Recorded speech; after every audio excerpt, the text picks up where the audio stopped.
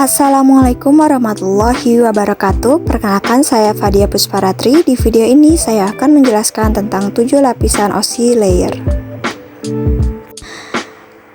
Jadi, internet merupakan jaringan perangkat yang sangat luas sehingga dapat memudahkan kita untuk terhubung ke seluruh dunia. Namun, bagaimana cara mereka untuk berkomunikasi satu sama lain? Di dalam dunia jaringan, terdapat suatu arsitektur yang disebut dengan OSI layer atau OSI model. Pada tahun 1980, terdapat sebuah organisasi standar internasional bernama ISO. Mereka membuat model jaringan konseptual yang diberi nama OSI, yang mempunyai tujuan sebagai seperangkat standar desain untuk memandu teknisi sehingga komunikasi digital dan perangkat lunak yang dirancang dapat berkomunikasi. Terdapat 7 OSI layer. Yang pertama ada application layer, lalu yang kedua ada presentation layer, selanjutnya session layer, transport layer, network layer, layer data link, dan yang terakhir adalah physical layer. Jika kita mengakses sebuah website dan kita mengetikkan nama domain, di situ kita sudah masuk lapisan pertama, yaitu lapisan aplikasi. Saat kita mengakses situs web, sebuah data akan dibuat. Lalu akan dilanjutkan ke lapisan berikutnya, yaitu lapisan presentasi. Tugasnya adalah untuk mengenkripsi data. Lapisan berikutnya yaitu session layer, yang berfungsi sebagai lapisan yang menyediakan sesi waktu dan membuka jalur komunikasi antara pengirim dan penerima. Sekarang kita masuk pada layer keempat, yaitu layer transport. Seperti namanya, layer ini berfungsi untuk mengangkut data ke penerima dengan protokol TCP atau UDP. Data tersebut akan diubah juga menjadi segmen yang merupakan protokol data unit pada lapisan transport.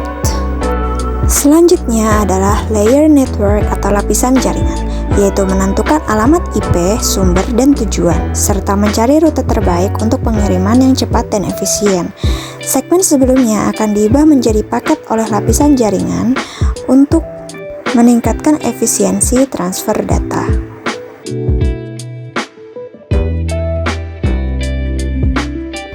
Lapisan keenam adalah lapisan data link.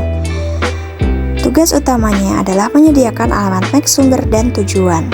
Perbedaannya adalah alamat MAC bersifat fisik sedangkan alamat IP bersifat logis. Paket akan diubah menjadi frame oleh lapisan ini.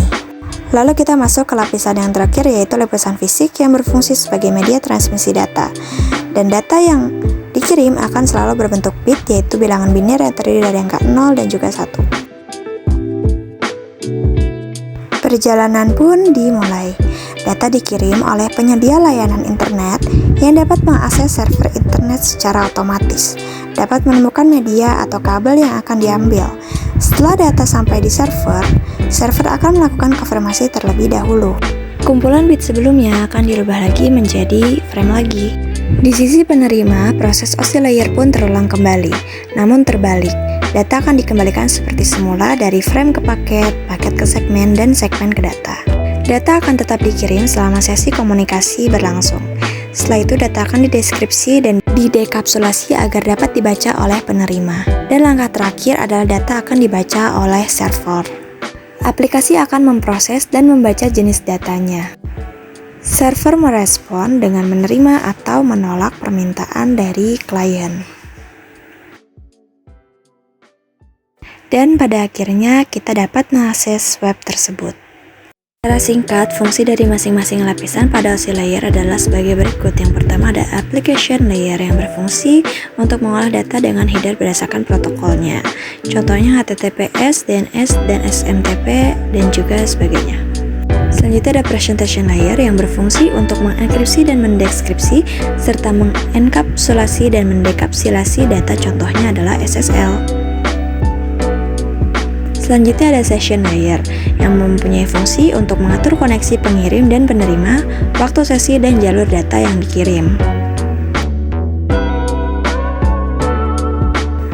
Selanjutnya ada transport layer yang berfungsi sebagai transportasi data, misalnya dengan menggunakan protokol TCP atau UDP. Perbedaannya adalah TCP menjamin semua data terkirim sampai tujuan, namun lebih lambat dibandingkan dengan UDP. Lalu lapisan kelima ada network layer yang memberikan alamat IP, sumber, dan tujuan serta menentukan rute terbaik seperti router. Lalu selanjutnya ada layer data link.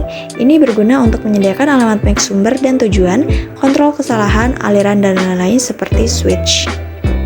Dan yang terakhir adalah physical layer yang berguna sebagai media pengiriman data, misalnya seperti kabel Ethernet atau LAN.